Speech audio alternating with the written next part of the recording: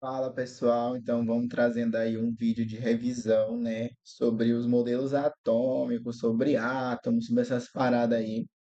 É um assunto assim que, sério, você vai precisar muito quando chegar no ensino médio e essas paradas todas aí que a gente já comentou, certo? Então vamos lá, vamos mãos na massa. Eu vou fazer uma aula rápida, resumida, para você ter aí um acesso a maior informação, certo? Então vamos lá, vem comigo, vamos aí para nossa aula. Eh, o primeiro modelo atômico, na verdade, gente, quando eu falo modelo atômico, foi uma coisa que eles fizeram para eu representar um átomo. Por exemplo, você, por exemplo, vai fazer um arquiteto vai fazer um prédio. Então, antes ele faz um modelo de como seria o prédio. Basicamente é isso. E aí, ao longo dos anos, foram surgindo aí, ó, modelos atômicos, que é basicamente uma forma de eu representar como seria aí o meu átomo, beleza? Então, o primeiro cara que pensou sobre átomo não foi o Dalton. Muito tempo, a gente falou na aula, né? Muito tempo antes, teve um cara lá na Grécia Antiga chamado Demócrito, tá? O Demócrito, ele foi o primeiro teórico que ele falou do átomo. Ele disse, ó, o átomo, ele é o que constitui todo o universo. Então, ele basicamente teve essa teoria, ele era um filósofo pré-socrático, significando que ele era um cara que estava buscando a origem do universo e tal. Então, a primeira fala sobre átomo foi muito tempo antes de Cristo lá na Grécia. Passou-se muito tempo até que um cara em 1808 chamado Dalton voltou à tona essa ideia do átomo. Então, o Dalton foi o que o Dalton fez. Ele pegou basicamente ali as teorias do Demócrito e tal, e aí ele formou como seria o modelo atômico, como seria o modelo atômico, basicamente. Então tá aí o Dalton. O modelo atômico do Dalton é aquele que a gente fala que é o da bola de bilhar, certo? Da bola de bilhar. Aquela bolinha de sinuca, sabe? Aquela bolinha que você joga sinuca, aí não tem muito o que falar. Então, ó, foi o que ele disse: os átomos eles são maciços e apresentam-se na forma de uma esfera, basicamente parecido com uma bola de bilhar. Então tá aqui a representação. Então toda vez que você falar em Dalton, você tem que associar a bola de bilhar, certo? Ele falou também que os átomos eles são indivisíveis. Pessoal, só que aí, como ele não tinha muita noção de estudos químicos, estudos físicos, ele falou essa questão de que os átomos seriam indivisíveis, porque basicamente ele não tinha muito o que estudar. Então, ser indivisível significa o quê? Significa que ele não pode ser dividido. Só que a gente já viu, a gente estudou que os átomos eles são divididos em partículas menores, que a gente chama de elétron. Então, quando tu chega no Dalton, o Dalton ainda não sabe o que é o elétron. Ele ainda não sabe o que é elétron. Então, o que é que acontece? Continuando os nossos estudos, eles não podem ser criados e nem destruídos. Gente, essa parada aqui de não ser destruído, a gente ainda hoje sabe que já tem. Por isso que eu estou dizendo, olha para a época e olha o que ele falou. Foi muito inovador para a época que ele disse, mas em tese, basicamente, não, em tese não era certo. Ele disse que os elementos são caracterizados por seus átomos. Aí ele diz que todos os átomos de um mesmo elemento são idênticos em todos os aspectos. Então ele disse assim: todos os átomos de um mesmo elemento químico, eles são idênticos. Só que isso aqui a gente vai ver que não é certo, porque eu posso ter sim elementos químicos iguais, porém com características diferentes. Por exemplo, a gente viu que eu tenho um hidrogênio que ele tem número atômico 1. Já eu tenho outro hidrogênio que tem número atômico 2. E eu tenho outro hidrogênio que tem número atômico 3. Eles são os mesmos elementos químicos, que é o hidrogênio, porém com números atômicos diferentes.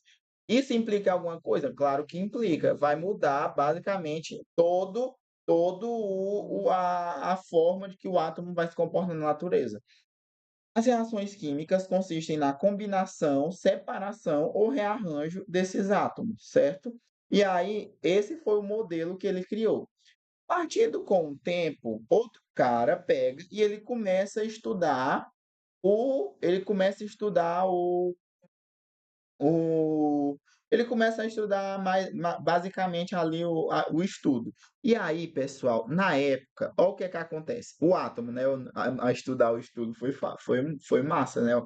Mas aí, ó, ele começou aí e o cara teve um experimento chamado ampola de Crookes. O que é que seria essa ampola de Crookes? A ampola de Crookes, basicamente, tu não precisa saber nada muito aprofundado sobre ela, mas o que é que ela fez? Ela propõe a natureza elétrica da matéria. Gente, o que é que significa essa natureza elétrica da matéria? Significa dizer que eu tenho elétrons. Então, o que é que tem de novo aqui no modelo de Thomson? O que tem de novo no modelo de Thomson? Ele disse que com a existência do elétron, ele vai derrubar a indivisibilidade do Dalton. Porque o que foi que o Dalton disse? Ó, o átomo ele não pode ser dividido em partículas menores.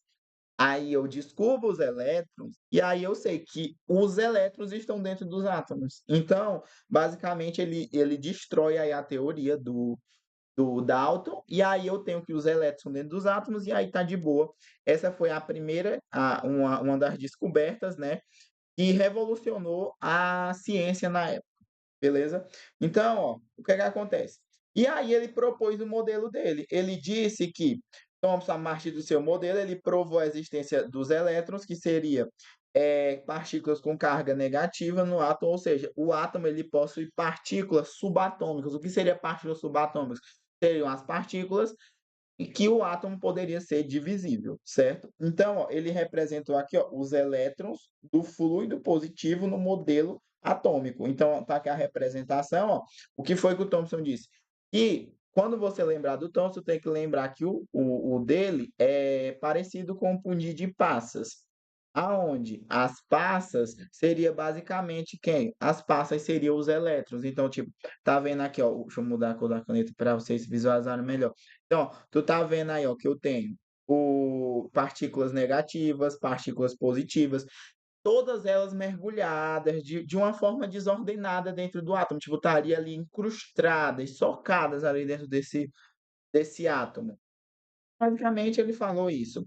Lembra que essa foi a revolução do Dalton, do Thomson, perdão, que foi a natureza elétrica da matéria.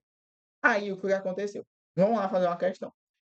Há exatos 100 anos, Thomson determinou pela primeira vez a relação entre massa e a carga do elétron. Lembra que Thomson foi quem descobriu o elétron. E quem pode ser considerado como a descoberta do elétron. É reconhecida a contribuição de Thomson no modelo atômico. O quê? O átomo ser indivisível. Não, gente, quem falou que é indivisível foi o Dalton, beleza? A existência de partículas subatômicas. Sim, a existência de partículas subatômicas. Qual seriam essas partículas subatômicas? Os elétrons. Lembra que os elétrons seria a carga negativa. Só que eu também tenho os prótons. E lembra que os prótons são as cargas positivas. Então, as partículas subatômicas, elétrons e prótons. Os elétrons ocupam níveis discretos de energia? Falso. Quem falou isso foi o Bohr. Já que a gente chega nele, tá? Os elétrons giram em órbitas circulares, também não foi o Thomson, foi o Rutherford e o Bohr em contribuição. O átomo possui um núcleo com carga positiva em eletrosfera. Certo, beleza. Mas quem falou em eletrosfera foi somente o Bohr, mais um pouquinho na frente. Então, gabarito, letra B de bola. Tá vendo aqui, ó? Ele falou nessa questão que quando eu atrito o pente no cabelo, vai acontecer uma atração, certo? Vai acontecer uma atração. Por que que acontece essa atração? Essa atração é basicamente o movimento dos elétrons, os elétrons subindo. Ou seja, lembra que os elétrons, a gente viu no oitavo ano, eles são atraídos por cargas positivas. Então, ó, eu tenho aqui cargas positivas, ó, tenho cargas positivas, cargas positivas, e aí, ó, aqui está atritado. Eu eletrizei o pente. E aí, ó, o que que acontece? Vai haver um movimento, uma transferência de elétrons. Quem falou no elétron, o fenômeno da eletrização, foi o Thomson, beleza? Letra C. O que o Rutherford fez foi basicamente estudar e a partir de um experimento de emissões radioativas que eu expliquei na aula, não precisa você saber para agora, né? Foi descoberto que uma parte da radiação, ele emitiu lá e tal, a radiação, uma parte ia embora, outra ficava no meio, outra voltava. Daí ele propôs, lembra que o Thomson disse que eu tinha um núcleo positivo, e aí dentro do núcleo positivo eu teria as cargas negativas, que estariam ali ao redor desse núcleo.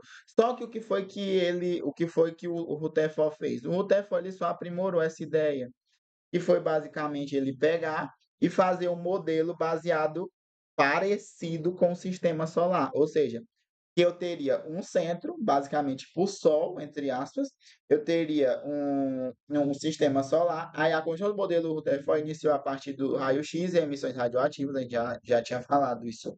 E aí, ó, a partir disso, ele propôs o modelo dele, que seria esse daqui, ó, eu teria o núcleo com próton, certo? Ele ainda não tinha a noção dos nêutrons, tá? Uma eletrosfera, que na eletrosfera é tipo essas linhas, esses orbitais, e na eletrosfera eu tenho os elétrons. Então, qual foi a interpretação dele? O núcleo aí, ó, o núcleo, tá cortando, eu vou descortar aqui, ó. O núcleo, ele é comparado ao Sol, no sistema solar. Então, ó, basicamente, no núcleo eu vou ter partículas positivas, baixo volume, a maior massa e a maior densidade do átomo. Gente, lembra que ter maior densidade é onde basicamente está concentrada a maior massa. Apesar de ser muito pequeno, está concentrado quase toda a massa do átomo, certo? E aí, na eletrosfera, é o que teria, comparado lá às órbitas, né? É como se fosse tipo os planetas. Eu teria o Sol no centro, que seria os prótons, e os elétrons seriam como os planetas. Então, eu teria a eletrosfera que estaria ali descrevendo órbitas ao redor do Sol. Então, é a região do átomo que tem imensos espaços vazios, tipo, ó, tá vendo? Ó? O elétron ele tá doida, girando. Partícula de natureza negativa, que a gente já estudou os elétrons, tá? Então, ó, a partir disso, esse foi o modelo do Rutherford. E revolucionou bastante lá a ciência na época, né? Porque é uma coisa que, imagina a época que eles estavam vivendo e descobriu uma coisa dessa. Aí a importância do modelo de Rutherford foi considerar que o átomo é constituído de elétrons mergulhados numa massa. Lembra quem falou que os elétrons estavam numa massa homogênea de carga positiva? Foi o Thomson. Então, isso aqui ele está falando, ele está pedindo um Rutherford, então por isso que essa daqui é falsa. Uma estrutura altamente compactada, lembra que altamente compactada de prótons e elétrons também foi o Thomson, tipo, estaria lá compactada. Um núcleo de massa desprezível comparado à massa dos elétrons. Gente, isso aqui também é falso. Por que que é falso? Porque o núcleo não tem massa desprezível. Tipo, no núcleo é onde eu tenho a maior massa, onde eu tenho a massa do átomo, não é a maior massa. Uma região central com carga negativa chamada núcleo, também não. A carga negativa está na eletrosfera, tá? Eletrosfera, falso. E aí o gabarito da gente, letra E, um núcleo muito pequeno com carga positiva cercada por elétrons. Questão fácil. Então, só questão de você conseguir interpretar, tá? Ele quer saber do Rutherford. Aí, uma região central que contém praticamente toda o quê? Uma região, a região central contém basicamente o quê? Toda a massa do átomo. E apresenta carga positiva, tá? Positiva, massa e positiva, letra D. Os modelos atômicos foram sendo modificados ao longo do tempo, a partir de evidências experimentais. Há exemplos dos modelos de Thomson, proposto com base nos raios catódicos, e o de Rutherford, ao incidir partículas alfa sobre lâminas de ouro. Aí ele observou que a maioria das partículas atravessa a lâmina, algumas desviam e era refletida. A partir das considerações do texto, é correto destacar que. Aí vamos lá. Ele falou do Thomson e ele falou do Rutherford. Vamos ver o que as alternativas estão pedindo. As partículas subatômicas, ou seja, que lembra que o Dalton disse que não podia dividir, só que aí o Rutherford falou, não, cara, eu vou dividir, divide em elétrons. As partículas subatômicas de cargas elétricas opostas são localizadas no núcleo do átomo. Gente, cargas elétricas opostas é tipo uma é positiva e a outra é negativa. Então essa daqui eu já sei que é falso. Porque no núcleo vai ficar só as positivas, na eletrosfera fica as negativas. No núcleo fica só a positiva para o Rutherford, tá? Mais na frente vai aparecer os nêutrons, que não tem carga. O modelo de Thomson considera que o átomo é constituído por elétrons que ocupam diferentes níveis de energia falso. Quem disse de nível de energia foi o Bohr, tá? Foi o Bohr. O núcleo do átomo é denso, lembra que a gente falou que ele é denso e positivo, com um tamanho muito menor do que seu raio atômico, de acordo com o Rutherford. Sim, é verdadeiro. Lembra que, tipo assim, não precisa. Raio atômico é basicamente, eu tenho aqui o átomo, aí daqui para cá eu tenho o que é o raio atômico, é o raio do átomo. Aí ele disse assim, ó, o núcleo é denso e positivo com um tamanho muito menor do que o seu próprio raio. Então, tipo assim, imagina que o átomo é esse, o raio dele é esse, e o núcleo, ele é muito pequeno comparado ao átomo verdadeiro. Então, gabarito, letra C. E aí veio o modelo de Bohr. O de Bohr foi o que ele fez, ele só aprimorou aí o modelo do Rutherford, tá? O Rutherford disse uma coisa, o Bohr só complementou. O Bohr disse que os elétrons giram ao redor do núcleo, beleza, tá certo. Em órbitas circulares chamadas órbitas estacionárias. Então, o nome lá daquelas órbitas, ele diz que é órbitas estacionárias ou níveis eletrônicos, camadas eletrônicas. Então, tipo assim, o que seria essa camada eletrônica? É basicamente, ele disse assim, quanto o átomo tem camadas, certo? Camadas, tipo assim, primeira camada, segunda camada, terceira camada, e assim sucessivamente, certo? Aí, ó, o que foi que ele disse mais? Ele falou que cada um possui um valor determinado de energia. Lembra que valor determinado de energia é energia quantizada. E quem disse isso foi o Bohr, certo? O Bohr falou isso. Aí não é permitido o elétron permanecer fora. Tipo assim, eu tenho aqui o átomo, o núcleo positivo, aí eu tenho os elétrons. O elétron, tipo, não pode estar lá na baixa da égua e os outros dentro da eletrosfera. Não é assim que funciona, tá? Então, o que é que ele disse? Não é permitido que o elétron permaneça fora desses níveis, fora do nível de energia, certo? E ele falou também que, movendo-se com a mesma camada, um elétron não absorve nem emite energia. Mas o que foi que ele disse? Ó, isso daqui talvez seja o que mais cai nas questões. Talvez não, é o que mais cai nas questões, certo? Olha o que foi que ele disse. Quando o átomo ele absorve a energia, alguns de seus elétrons saltam para camadas mais externas. É tipo assim, eu tenho aqui, deixa eu voltar lá naquela minha imagem, ó. Eu voltar lá naquela minha imagem, se a coisa colaborar. Ó, presta atenção aqui, ó. Se eu for abrindo aqui a minha imagem. Ó, o que foi que ele disse? Ó, isso daqui talvez é o mais importante, ó. Eu tenho aqui o núcleo, né? Ó, o núcleo. Aí o que que acontece? Quando o elétron ele vai para uma camada mais externa, ele absorve energia. E quando ele retorna, ele libera essa energia. Tipo assim, isso daqui é o que mais cai nas provas, porque a palavra que cai é transição eletrônica, ou seja, os elétrons indo para camadas mais afastadas do núcleo. E aí, quando eles voltam, eles liberam energia na forma de luz. É o exemplo mais comum, é aqueles lá que a gente vê, por exemplo, naquelas placas olha, eu tinha botado aqui a imagem, ó, naquelas placas de trânsito que, tipo assim, tu tá de noite, ela tá apagada, mas quando eu jogo luz nela, ela brilha. Então, isso é basicamente o elétron indo para uma camada mais afastada quando ele volta, ele libera energia, certo?